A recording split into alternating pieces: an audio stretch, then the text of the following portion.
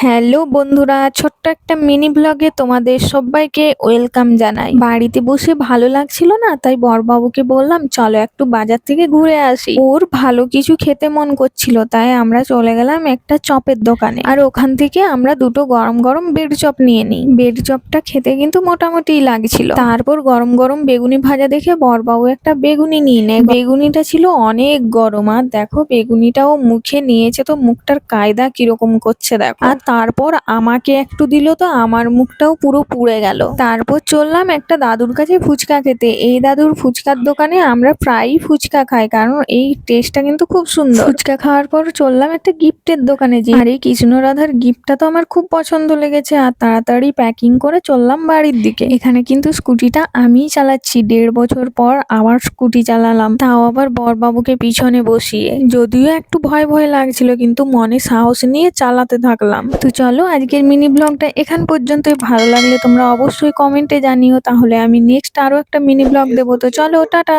Bye bye.